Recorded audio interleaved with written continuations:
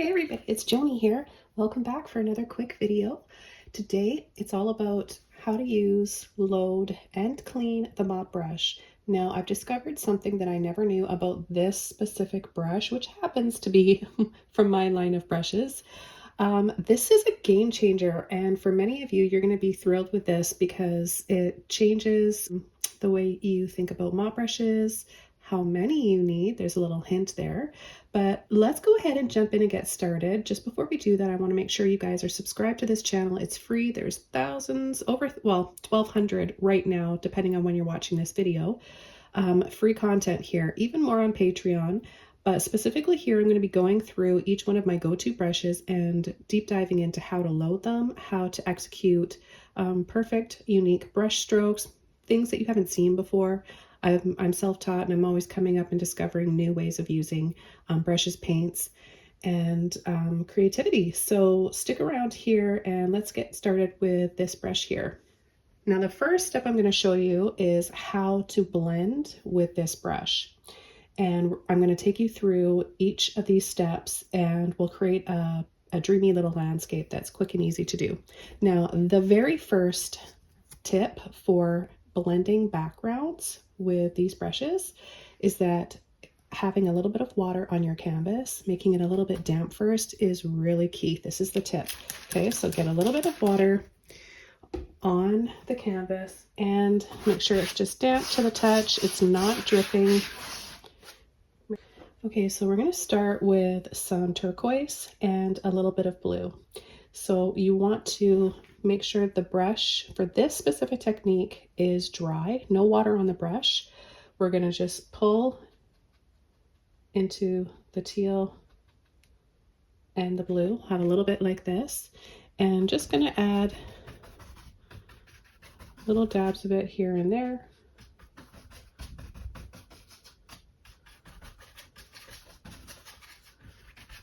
Okay, and then the next color I'm going to take is white. I'm going to add that here and there as well. This is going to give us lighter and darker areas. And then what we're going to do is start going around in little circles.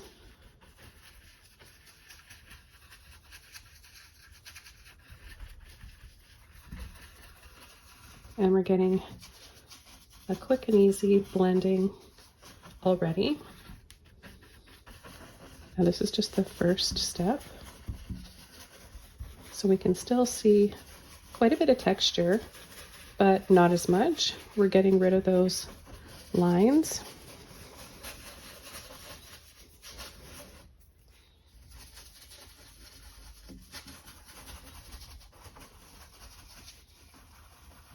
Now you could leave it as is like this and make it look like one of those bokeh backgrounds.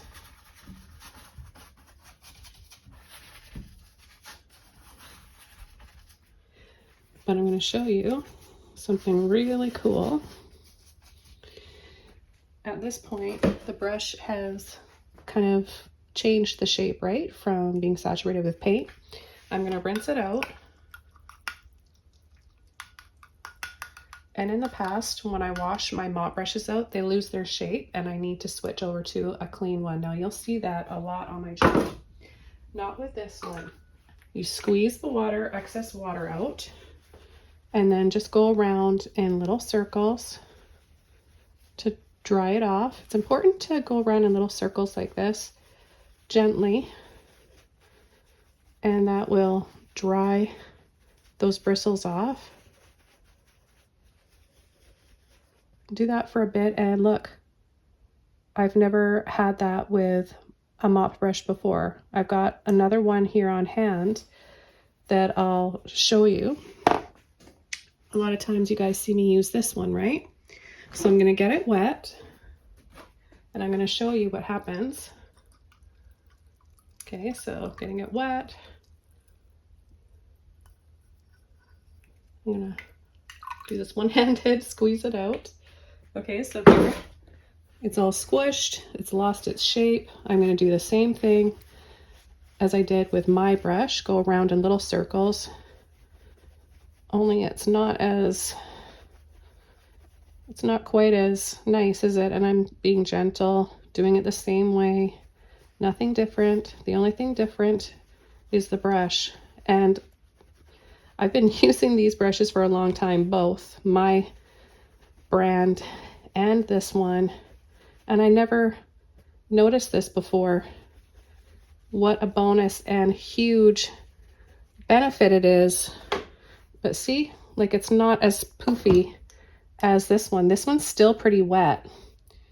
So, I mean, you know what, you can tell it's still really wet when you can kind of squeeze it to shape a certain way, where this one is still really puffy. So instead of needing like 4 to 5 of these for one painting, because a lot of times I need to go and get a dry and clean and puffy one again, all you need is one now, one of these for the entire painting. So I just thought I would share that with you guys. I was so excited to discover that, and it's going to save you a lot of money. And we're going to go ahead and continue along with this. I'm going to take some white and a little bit more turquoise, and I'm going to just go around in little circles here.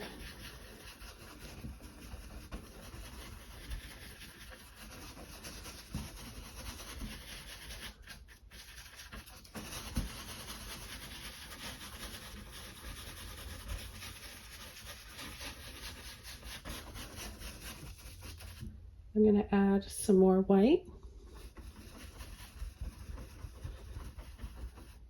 Yeah, it's really nice to have a brush like this be able to dry quickly. So you only need one, and you don't have to have multiple. Okay, what I'm going to do now is come in with a clean brush. I'm going to rinse this one out again.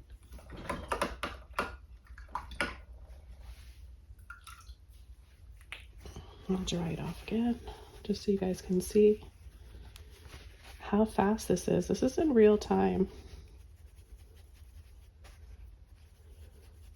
Now we have some brushes left.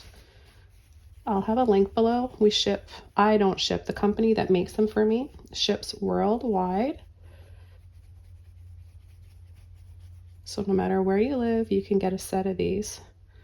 And I have a 5-piece set that includes my go-to brushes. So I'll be going through each one of those in separate videos. So stay tuned, because the next one coming up is going to be my flat brush. Then we'll have filbert, a round brush, and then a liner brush. Okay, so we have it nice, dry, and clean again.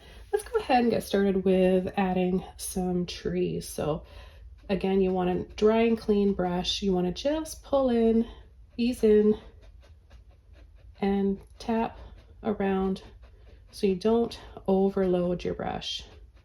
You want to tap in to keep that poofy shape. And I'm going to start up here, and what we're going to do is just tap lightly to create these little bush shapes.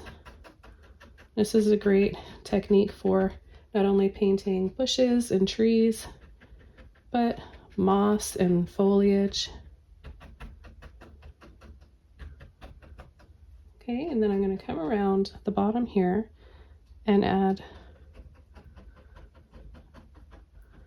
a little bit of ground cover.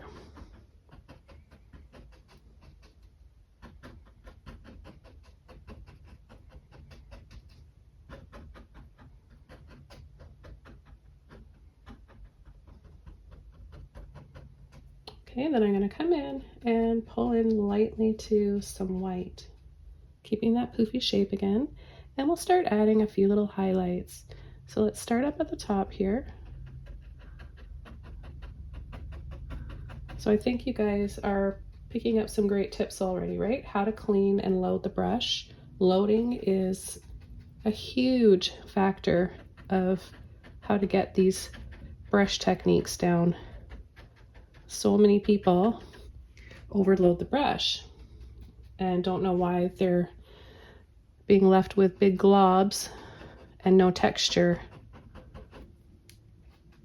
So this nice print that it makes builds up your paintings and your landscapes and helps things look 3D. Okay, so I've got a little bit of paint left in this brush. what I'm going to do is pull and slide. Slide the brush this way. Longer sweeping brush strokes like this.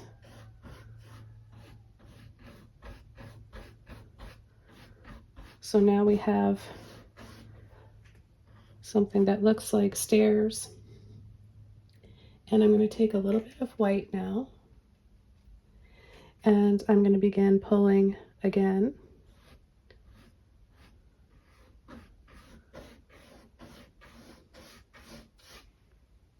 Stairs or a path.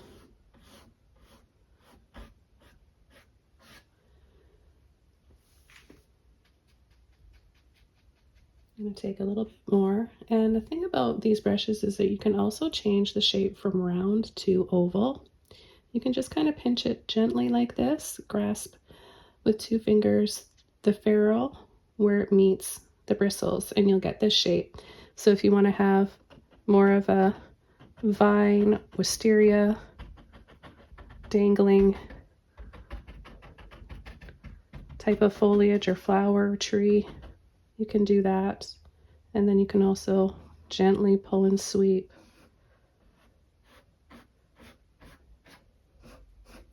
I'm going to go around in little circles here just to lightly show you how to lightly layer over to add a light little dry brush glaze. That over top of the turquoise is really pretty. Okay, so I'm going to rinse this brush out again.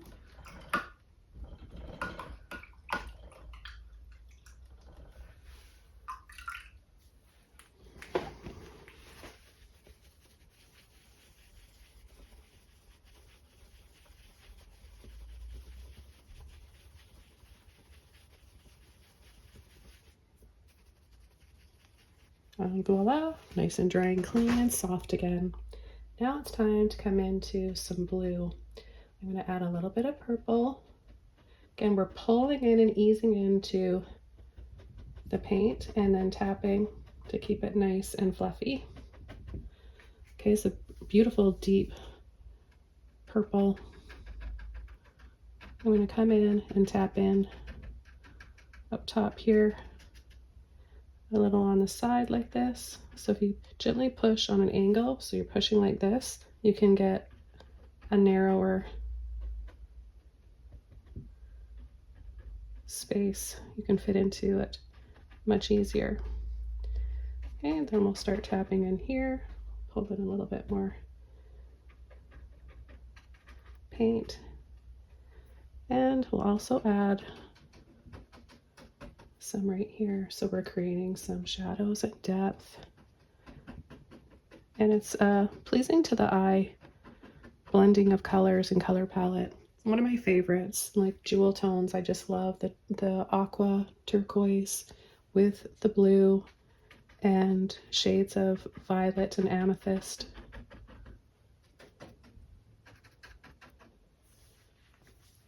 Now I'm going to come in and mix in a little bit of white. And now it's more of like a kind of frosty grape color, and we'll add just a little bit of this. It looks nice dark, right? But I just want to add another shade here.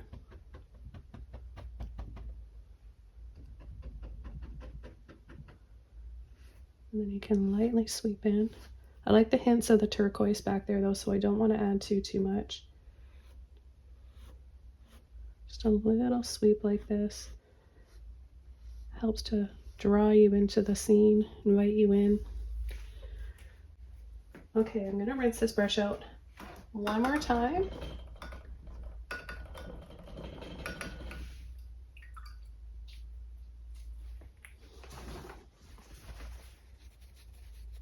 I'm not going to dry it too much. I want there to be a little bit of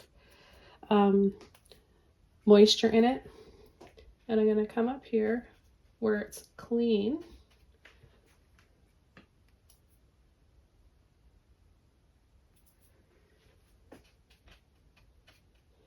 And I'm going to add a little bit of a sun ray here. So where we have kind of like a dark cloud there, we're going to have the light on this side. A little gentle pull and sweep. And I've got a little, oh, that's kind of cool though, because I didn't plan on that. Must have been a water drip there. So when I went over it, it took the paint off below. But you know what? It kind of looks like waterfalls to me. Well, the starting of a waterfall in the distance. So what I'm going to do is gently pinch the brush to make it narrower. And I'm going to lightly go like that. Just a little sweep down like this.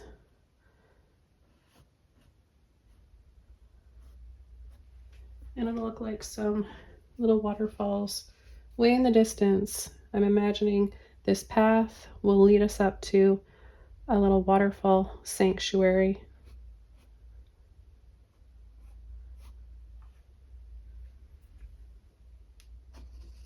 And then I'm going to add these little twists with my brush and the white, and that will give us some peaks to those clouds. I always want these videos, I plan making them really quick and straight to the point, but you know, I just can't help myself because I get caught up in the painting and I enjoy it so much, and I'm excited about teaching you guys and showing you new things. So I'm just adding a little bit of this light purple now so that it tapers off into the darker blue purple and then the turquoise. I hope you guys enjoyed this quick tutorial on how to load and clean the mop brush. That being said, I'm going to clean it once more. Now I've got that's pretty dirty water in there from all the paint that was released. So I'm going to final rinse in clean water. Now if you get your brushes in the water right away as soon as you're done using them, you shouldn't need any soap. Okay, so remember to squeeze out the excess. Gentle twirl around the towel. And they'll be nice and dry and poofy again for whenever you want to use them. Store it upright or in the beautiful box that it comes with, along with the other brushes. And the next video, I'll be showing you how to load, use, and clean the flat brush. Thanks for watching. You can check out these brushes below in the description box. Have a wonderful day, and I'll see you soon. Bye.